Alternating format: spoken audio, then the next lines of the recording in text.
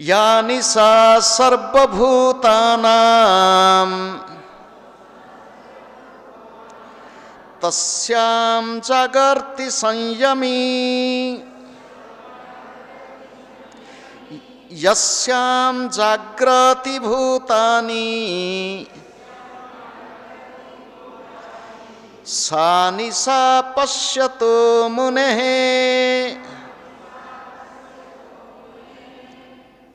या निशा सर्वभूतानां तस्यां जागर्ति संयमी यस्यां जाग्रति भूतानि सा निशा पश्यतो मुनेः। शब्दार्थ अन्वयपूर्वक सर्वभूतानां या निशा तस्यां संयमी जागर्ति यस्यां भूतानि जाग्रति पश्यतः मुनेः सा निशा। सकल प्राणीमानक निमंते जहा रात्रि सेथिरे नित्य ज्ञान स्वरूप परमानंद प्राप्त स्थितप्रज्ञ जोगी वा संयमी जाग्रत रहंती, जो नाशवान सांसारिक सुख प्राप्ति रे प्राणी माने जाग्रत रहंती, परमात्म तत्व को जानुथिबा मुनि मानक पाई ताहा रात्रि समान। इठी दिन राति कथा कहुछि। ए विषय टिके भीतर को जीवा पूर्वर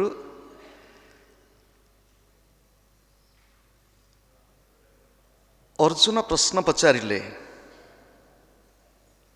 এই অধ্যায়ের 54তম শ্লোকরে প্রশ্ন গোটিଏ শ্লোকରେ ଚାରୋଟି ପ୍ରଶ୍ନ ଥିଲେ। ସ୍ଥିତପ୍ରଜ୍ଞସ୍ୟ କା ଭାଷା ସମାଧିସ୍ଥସ୍ୟ କେଶବ ସ୍ଥିତଦେହି କିମ୍ ପ୍ରଭାସେତ କିମ୍ ଆସେତ ପ୍ରଜେତ କିମ୍। हे केशव, जी स्थित प्रज्ञ समाधिस्थ तार लक्षण कौन?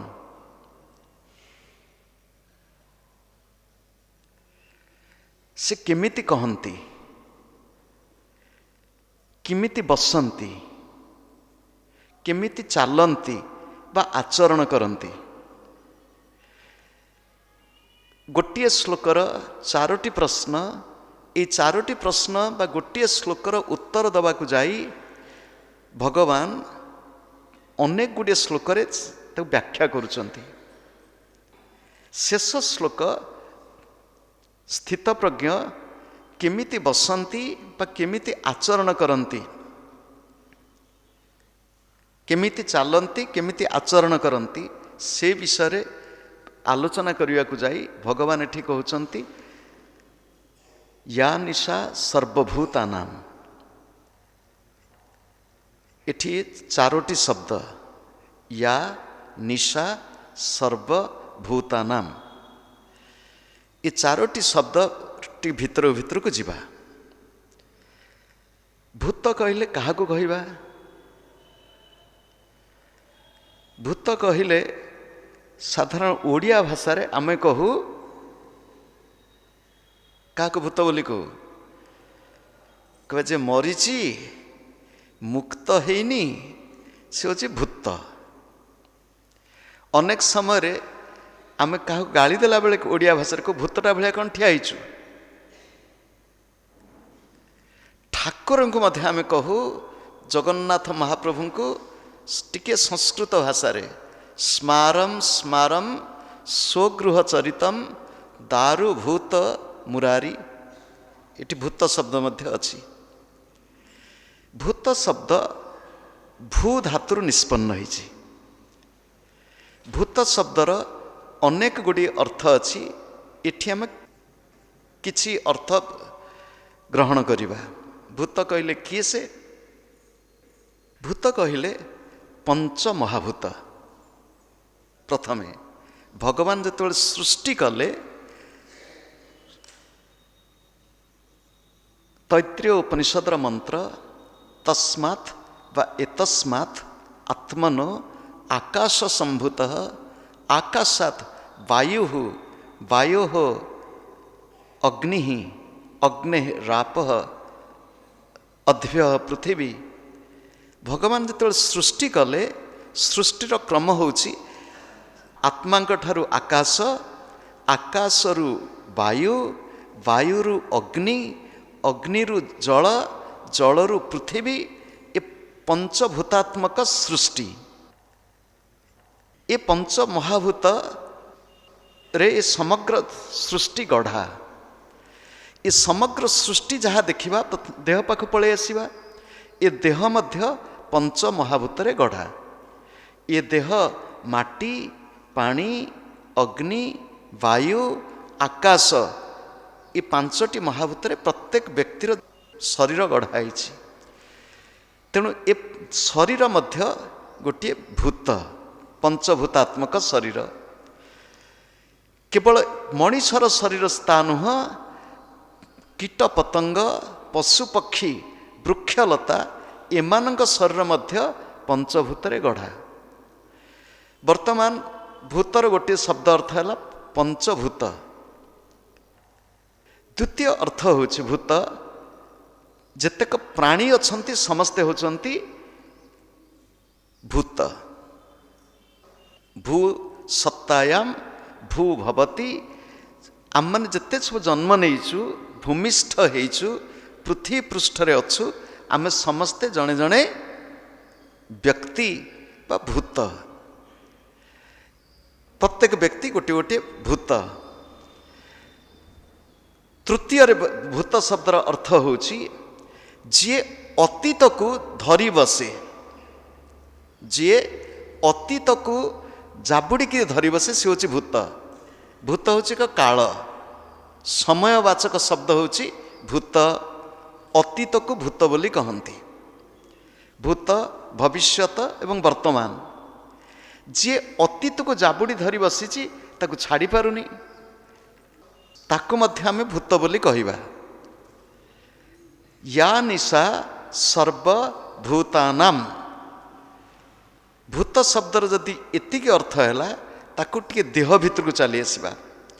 ଦେହ ପଞ୍ଚଭୂତରେ ଗଢ଼ା ହେଇଛି ସତ, କିନ୍ତୁ ଏ ଦେହ ଭିତରେ ପଞ୍ଚଭୂତ ଗୋଟିଏ ଗୋଟିଏ ଚକ୍ରରେ ତାଙ୍କର ନିଜ ଖେଳ କରୁଛନ୍ତି। ପ୍ରତ୍ୟେକ ବ୍ୟକ୍ତିର ଶରୀର ଇଏ ହେଉଛି 7ଟି ଚକ୍ର ଅଛି। ଏ 7ଟି ଚକ୍ର ମୂଳାଧାର, ସ୍ୱାଧିଷ୍ଠାନ, ମଣିପୁର, ଅନାହତ, ବିଶୁଦ୍ଧ, ଆଜ୍ଞା, ସହସ୍ରାର। ଏ 7ଟି ଚକ୍ରରୁ 5ଟି ଚକ୍ର ମୂଳାଧାର ଠାରୁ ବିଶୁଦ୍ଧ ପର୍ଯ୍ୟନ୍ତ। ମୂଳାଧାର ହେଉଛି ମାଟି, ଚିତି, ସ୍ୱାଧିଷ୍ଠାନ ହେଉଛି ଜଳ, ମଣିପୁର ହେଉଛି ଅଗ୍ନି, ଅନାହତ ହେଉଛି ବାୟୁ ଏବଂ କଣ୍ଠଚକ୍ର ବିଶୁଦ୍ଧ ଆକାଶ। ଇଏ ହେଉଛି ପଞ୍ଚଭୂତ। ପ୍ରତ୍ୟେକ ବ୍ୟକ୍ତିର ଦେହ ଭିତରେ ପଞ୍ଚଭୂତ ଏବଂ ସେମାନଙ୍କର ଉଦୟ ଅସ୍ତ ହୁଏ। ଟିକେ ପରେ ଆଲୋଚନା କରିବା। ଏ ଦେହ ପଞ୍ଚଭୂତରେ ଗଢ଼ା। ଏ ଦେହ ଭିତରେ ପଞ୍ଚଚକ୍ର ଭିତରେ ପଞ୍ଚଭୂତମାନେ ଅଛନ୍ତି। ଏ ପଞ୍ଚଭୂତରୁ ଇନ୍ଦ୍ରିୟମାନେ ସୃଷ୍ଟି ହେଇଛନ୍ତି। ଏ ପଞ୍ଚଭୂତରୁ ଇନ୍ଦ୍ରିୟମାନେ ସୃଷ୍ଟି। ଏ ପଞ୍ଚଭୂତରୁ ମନ, ବୁଦ୍ଧି, ଅହଙ୍କାର, ଚିତ୍ତ ମଧ୍ୟ ସୃଷ୍ଟି। ପଞ୍ଚଭୂତରୁ କେଉଁ ଇନ୍ଦ୍ରିୟ କେମିତି ସୃଷ୍ଟି ହେଇଛନ୍ତି? ମୂଳାଧାର ଚକ୍ର ହେଉଛି ମାଟିର ଜାଗା। କ୍ଷିତି ତତ୍ତ୍ୱରୁ ଯୋଡ଼ିଏ ଇନ୍ଦ୍ରିୟ ସୃଷ୍ଟି ହେଇଛନ୍ତି। ଗୋଟିଏ ହେଉଛି ମୂଳାଧାରରେ ଥିବା ବାୟୁ ବା ମଳଦ୍ୱାର ଏବଂ ଗନ୍ଧ ଗ୍ରହଣ କରୁଥିବା ନାସିକା, ନାକ। ଏ ନାକ ମଧ୍ୟ କେଉଁ ତତ୍ତ୍ୱ? କ୍ଷିତି ତତ୍ତ୍ୱ। ସର୍ବଭୂତାନ ଆମେ ଯେତେବେଳେ ଆଲୋଚନା କରୁଛେ, ଆଉ ଟିକେ ମୂଳାଧାର ଚକ୍ର ହେଉଛି କ୍ଷିତିର ଜାଗା। ସେଠି 2ଟି ଇନ୍ଦ୍ରିୟ ଅଛନ୍ତି। ଗୋଟିଏ ହେଉଛି ମଳଦ୍ୱାର, ଶରୀରର ସବୁଠାରୁ ଅଧିକ ଦୁର୍ଗନ୍ଧ ସୃଷ୍ଟି କରୁଥିବା ସ୍ଥାନ, ଏବଂ ଗୋଟିଏ ହେଉଛି ନାସିକା। ନାସିକା ଦ୍ୱାରା ଆମେ ଗନ୍ଧ ଗ୍ରହଣ କରୁ। ପୃଥିବୀର ତତ୍ତ୍ୱ ହେଉଛି ଗନ୍ଧ। ଭଗବତ ଗୀତାରେ ଭଗବାନ ନିଜେ କହୁଛନ୍ତି ପୁଣ୍ୟ ଗନ୍ଧମ ପୃଥିବ୍ୟାଞ୍ଚ, ଏ ପୃଥିବୀରେ ଥିବା ପୁଣ୍ୟ ପବିତ୍ର ଗନ୍ଧ ହେଉଛି ମୁଁ। ମାଟିରୁ ସବୁ ଗନ୍ଧ ସୃଷ୍ଟି ହୁଏ। ଫୁଲ ଭିତରେ ଯେଉଁ ସୁବାସ, ପନିପରିବା ହେଉ ଫଳ ହେଉ ତା ଭିତରେ ଯେଉଁ ସୁଗନ୍ଧି, ଆପଣଙ୍କୁ ଏଇଠି ଟିକେ ଦୃଷ୍ଟାନ୍ତ ଦୃଷ୍ଟିରୁ ଭାରତବର୍ଷର ମାଟିର ମହତ୍ତ୍ୱ ସେ ବିଷୟ ଟିକେ କହିଦେଉଛୁ।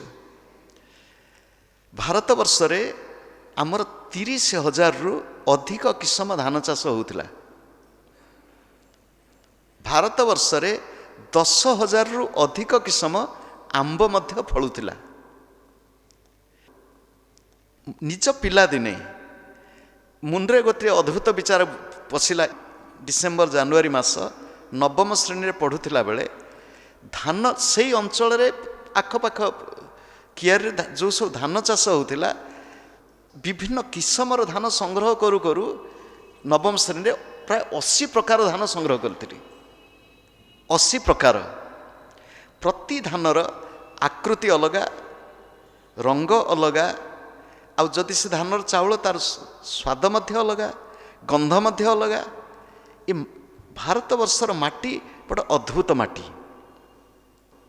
ଏ ମାଟିର ମହତ୍ତ୍ୱ ଆମମାନେ ବୁଝିପାରିଲୁ ନାହିଁ।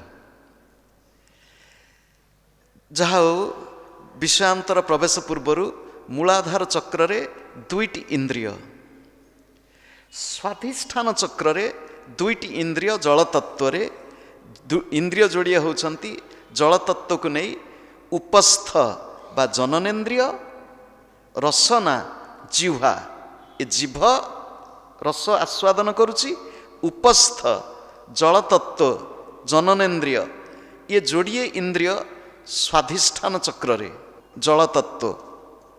ମଣିପୁର ଚକ୍ରରେ ନାଭି ଚକ୍ରରେ ଯୋଡ଼ିଏ ଇନ୍ଦ୍ରିୟ, କେଉଁ ଇନ୍ଦ୍ରିୟ? ଏଠି ହେଉଛି ଅଗ୍ନିତତ୍ତ୍ୱ, ଦର୍ଶନ ଇନ୍ଦ୍ରିୟ ଏବଂ ପଦ ଗମନେନ୍ଦ୍ରିୟ। ଏ ଯୋଡ଼ିଏ ଇନ୍ଦ୍ରିୟ ଅଗ୍ନିତତ୍ତ୍ୱ। ବାୟୁ ତତ୍ତ୍ୱରେ ଯୋଡ଼ିଏ ଇନ୍ଦ୍ରିୟ, ଆଦାନ ପ୍ରଦାନ ପାଇଁ ହସ୍ତ, ଆଦାନ ପ୍ରଦାନ ପାଇଁ ହସ୍ତ ଏବଂ ସ୍ପର୍ଶ ଇନ୍ଦ୍ରିୟ ଚର୍ମ। ଇଏ ହେଉଛି ହୃଦୟ ଚକ୍ରରେ। କଣ୍ଠ ଚକ୍ରରେ ଯୋଡ଼ିଏ ଇନ୍ଦ୍ରିୟ ଆକାଶ ତତ୍ତ୍ୱ, ସେଠି ଯୋଡ଼ିଏ ଇନ୍ଦ୍ରିୟ, ଗୋଟିଏ ଇନ୍ଦ୍ରିୟ ହେଉଛନ୍ତି କଥା କହୁଥିବା ବାକ୍ ଇନ୍ଦ୍ରିୟ ଏବଂ କର୍ଣ୍ଣ ଶ୍ରବଣେନ୍ଦ୍ରିୟ। ଇଏ ହେଲେ 5ଟି ଚକ୍ର, 5 ଭୂତ ଏବଂ 10ଟି ଇନ୍ଦ୍ରିୟ, 5 କର୍ମେନ୍ଦ୍ରିୟ, 5 ଜ୍ଞାନେନ୍ଦ୍ରିୟ। ୟା ନିଶା ସର୍ବଭୂତାନାମ୍, ସର୍ବ ଶବ୍ଦର ଅର୍ଥ ହେଉଛି ସମସ୍ତ।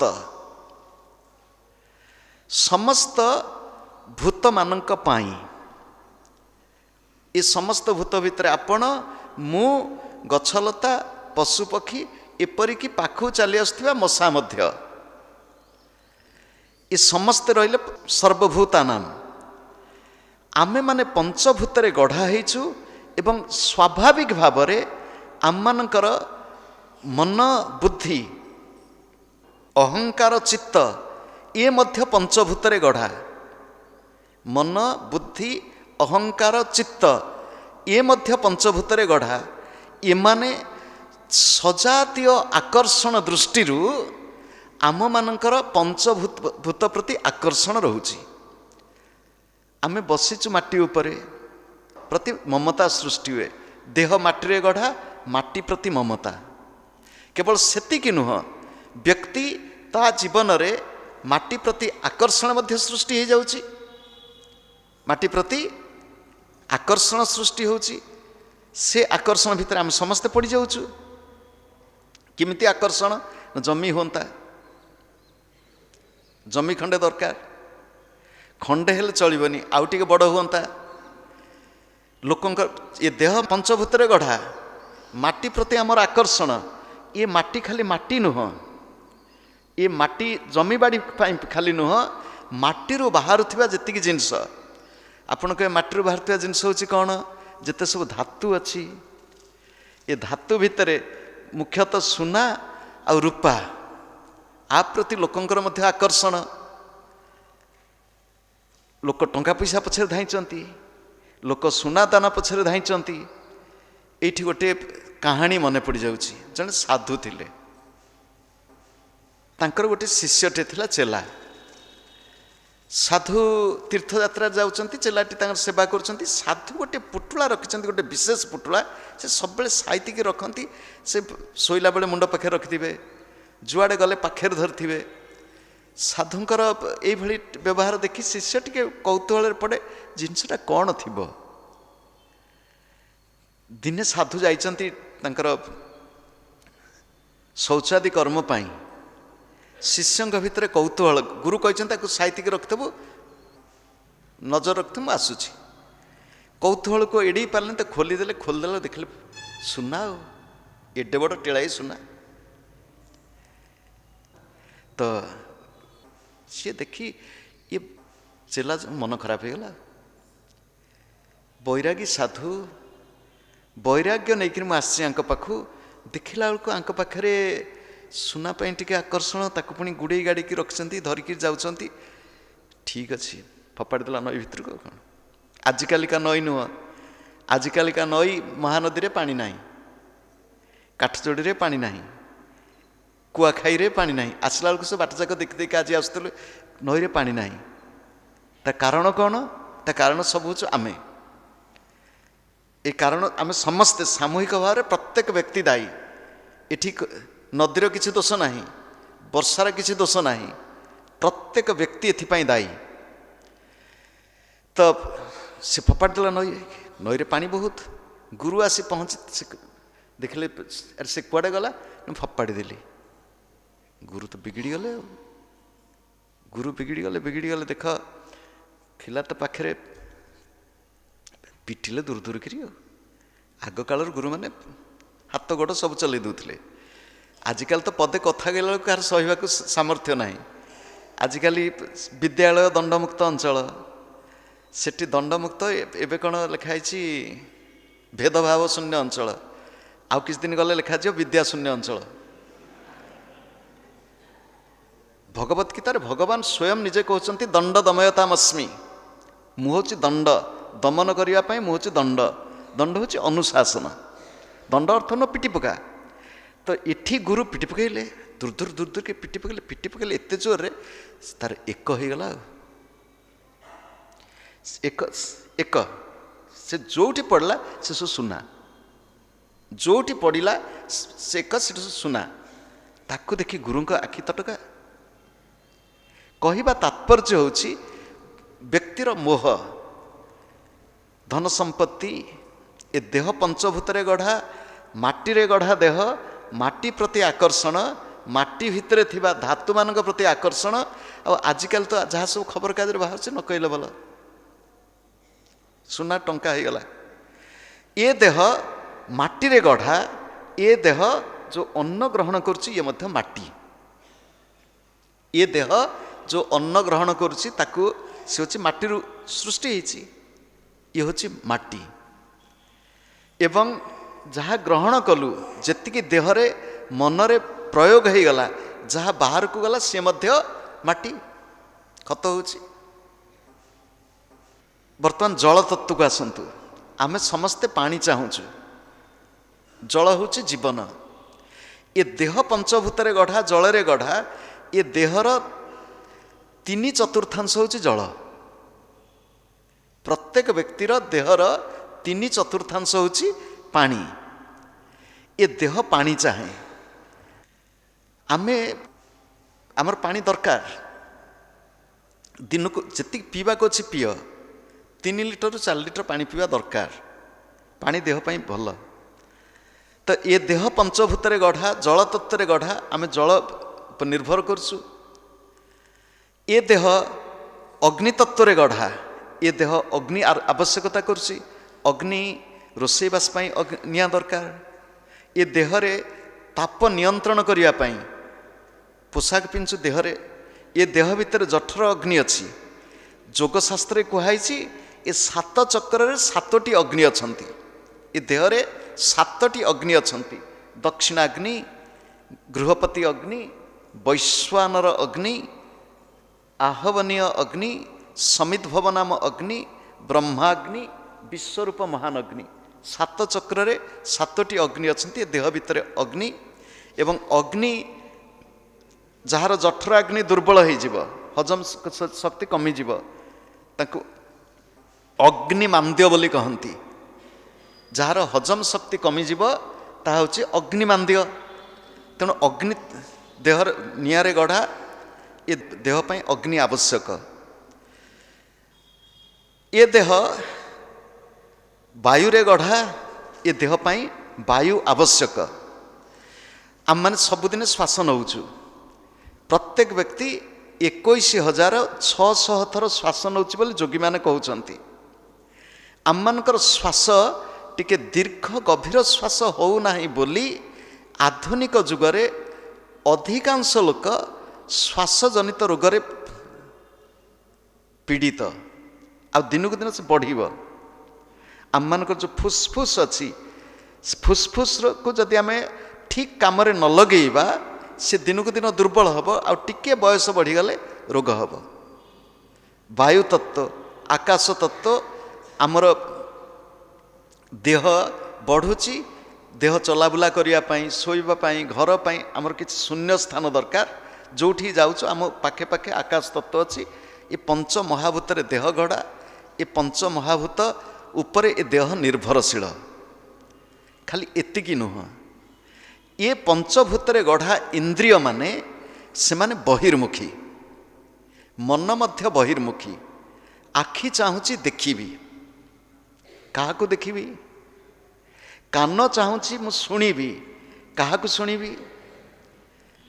जीभ चाहूँची मु रसना आस्वादन करिबी, रस आस्वादन करिबी। केमितिका प्रत्येक इंद्रिय ये 10 इंद्रिय से माने निज निज विषय खोजुचंती। एवं ए विषय माने मध्य पंचभूतरे गढ़ा। पंचभूतात्मक 10 इंद्रिय से माने तांकर निज निज विषय को से माने खोजुचंती। मु कथा कहया चाहूँगी, क्या साथ कथा कहि मो सांगटे देखा सीना मु कथा कहि। आजिकाली लोक जंत्र धरिक कथा केतिकी आवश्यक से कथा किए बुझुना। कहू कहू एणु तेणु कहीदौचु। प्रत्येक व्यक्तिर इंद्रिय माने सेमानक विषय को खोजुचंती। आपण कहिबे खोजुचंती काहेकि? खोजुचंती एइथिपाई जे निज भितर गोटे अपूर्णता अछि। एई अपूर्णतार अनुभव प्रत्येक व्यक्ति को अछि। मु अपूर्ण एवं ये अपूर्णतार अनुभव जोगु मु पूर्ण हवाको चाहे। पूर्ण हवा केमिति चाहिबी? जेहेतु मते ठीक शिक्षा मिली नाही, मु पूर्ण हवा पाई मु बाहर जिनस खोजी, बाहर लोकों पाखे खोजी। मो सांगटे मिसले मटे पूर्ण हो जाती, बाहाई गले पूर्ण हो जाती, पिला छुआ हेले पूर्ण हो जाती, टंका पैसा हेले पूर्ण हो जाती, बंधु बांधव थिले पूर्ण हो जाती। एई भली आमे अपूर्णता दृष्टि आमे पूर्ण होबाकू चाहूचु। पूर्ण केमिति हबु ना विषय संग्रह। प्रत्येक व्यक्ति पशु पक्षी कीट पतंग वृक्षलता प्रत्येक देह जेहेतु पंचभूत गढ़ा, प्रत्येक विषय खोजती। पंचभूत प्रत्येक खोजती तांक निज निज विषय। गछ खोजुची, आपण कल्पना करंतु गोटे वृक्ष तार चेर तल आड़क जाउची, तार डाल शाखा प्रशाखा ऊपर आड़क जाउची, खोजुचंती। शाखा प्रशाखा पत्र माध्यम सूर्य किरण, वायु अम्लजान किंबा अंगारकाम्ल, चेरमूल तलू जाइछि माटी, माटी भितर पानी, पानी सहित किछि खाद्य रस से खोजुचंती। मशा उड़ी बुलुची, सी खोजुची। आममानक मन मध्य खोजुची, प्रत्येक खोजुचंती। आ प्रत्येक चाहूचंती मु पूर्ण हेबी। आपण लक्ष्य करचंती कि नाही? ये बड़ सृष्टि चक्र बड़ अद्भुत। आ जे सृष्टि चक्र को नियंत्रण करचंती से केडे विचित्र। आश्रम रे सबुदिन गला बेलू गुरु मंदिर को बाटर कदली गछ, कदली गछ देखला कोउ दिन कदली छोटिया छोटिया कदली गछ खरा भी पड़ुनी जो जगार जंगलिया जगह जोटी तथापि संघर्ष करिक खोजुची पूर्ण हेबी केमिति कदली गछ केमिति पूर्ण हम शुणु सी तार खोजी मु फूल हेबी फल फलिबी आउ दि चारटा छुआ जन्म करी प्रत्येक कदली गछ पाखे मु लक्ष्य करुच्ची फूल आसवा बेलू एपटे तार बाहरी पड़ला पुआ कदली पुआ सेपटे छोटिया कदली गछ एडिकी हल हल होची ता फूलटा जो कदली कांदी पड़ो सी तलू को बढ़ला भाया ओजनिया भंडा ना से उपरको उठिथिबा भंडा सी चाहूँ पूर्ण हेबी प्रत्येक व्यक्ति भितर अपूर्णतार भावना वृक्ष ठार आरंभ करी वृक्षलता ठू आरंभ करी पशु पक्षी कीट पतंग एवं आमे आपण कहे सेमानकर कौन ज्ञान अच्छी सेमानकर ज्ञान अच्छी देवी महात्म्य चंडी रे मेधा ऋषि कहते जितेबाला समाधि एवं सुरथ राजा समाधि एवं वैश्य सुरथ समाधि राजा तड़ा खाई राज्य तांकरी लोक मान तड़ी देइचंती समाधि सुरथ राजा समाधि वैश्य ता निज स्त्री निज पिला माने भल सफल व्यवसायी ताकू ता घर लोक मध्य हतादर कर घर पलि आसछंती घर पलि आसला परे मध्य ता मन घर आड़ को जाउची ये पहुँचिक मेधा ऋषि कहते आगे देखंतु धोखा देइथिबा लोक तड़ी देइथिबा लोक संसार को देखिलु आम केमती ठकी हो गलु तथापि मन सेठी किमि जाउची ज्ञान थाइकरी आम अज्ञानी भाया व्यवहार करछु सी कहते कि ज्ञान तुमर अच्छी से मेधा ऋषिंकर मंत्र चंडी रे थिबा मंत्र ज्ञानम अस्ति समस्तस्य जंतो विषय गोचरा विषय गोचर ज्ञान इंद्रिय मानक जनित ज्ञान प्रत्येक जंतु समस्तंकर अच्छी